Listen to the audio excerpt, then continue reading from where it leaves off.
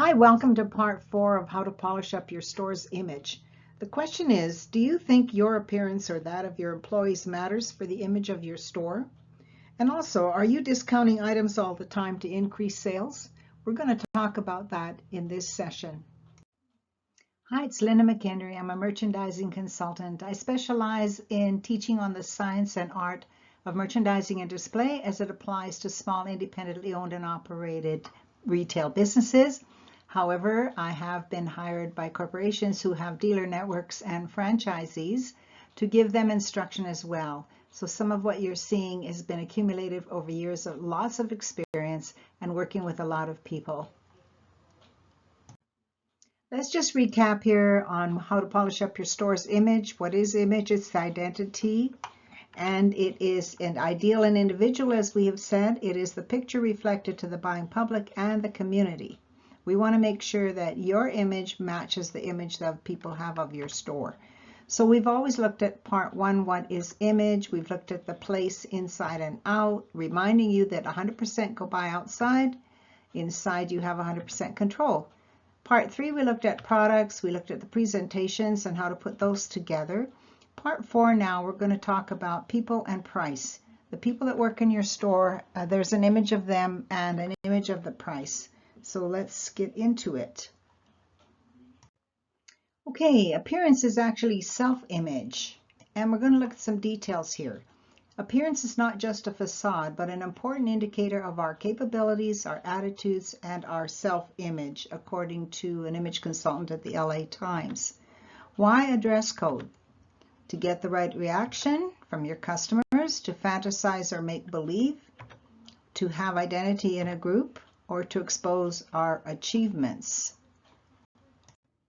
Let's look at two aspects of appearance and self-image, because there's you, the person, and then there is what you are wearing. So firstly, we'll take a look at self-conscious. Means you can appear to be shy or embarrassed, preoccupied with yourself, your thoughts, etc., because the focus is inward. If you're conscious of self, you're acting and reacting in control, aware and occupied with work, and focused outward. When it comes to clothes, if you're clothes conscious, you're preoccupied with how you look, in need of attention, lack of confidence, and basically this represents low self-esteem. However, if you're conscious of clothes, using them to work for you, and then forgetting how you look to get on with your job, that's really what we're looking for.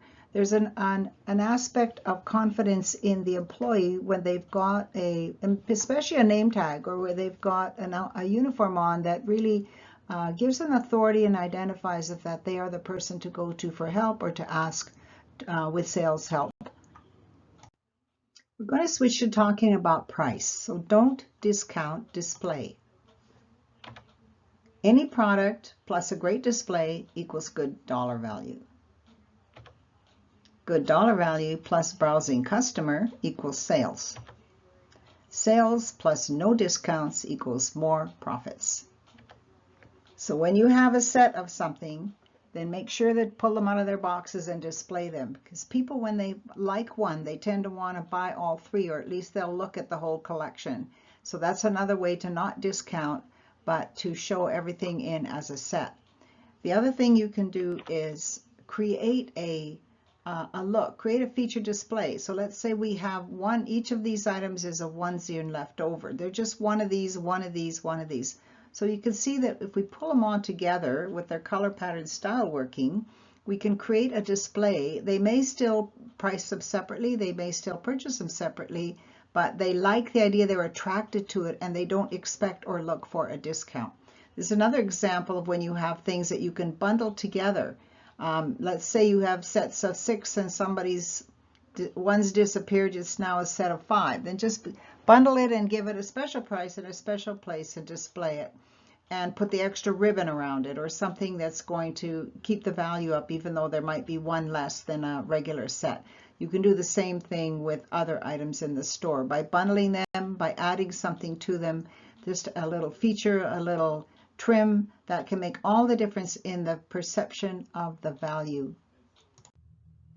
Here's a bonus list to Don't Discount Display from my book.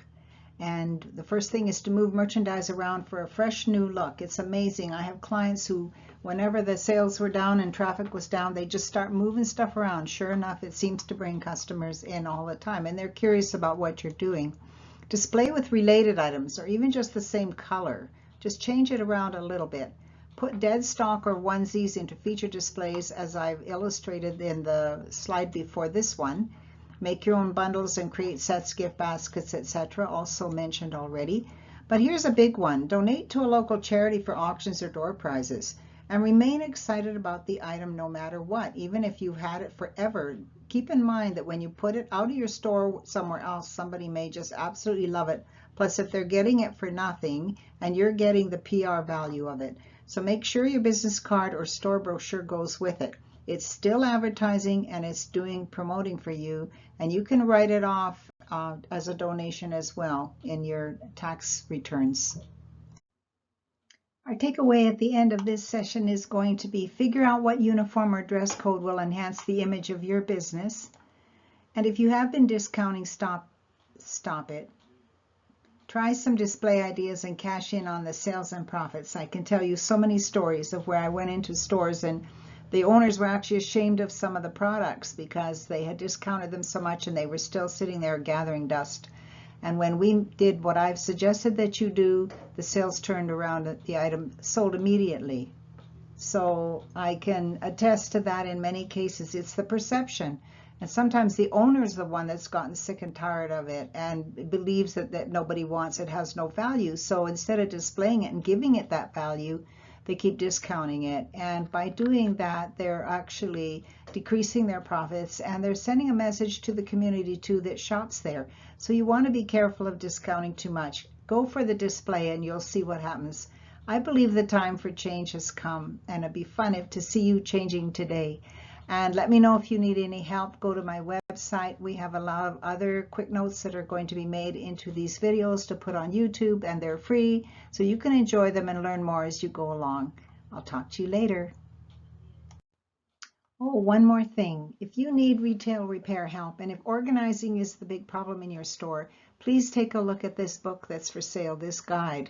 It has our top 4 key merchandising methods that'll increase attention, traffic, sales, and spare time, along with the story of one of my clients and the makeovers that we did that helped her to do that.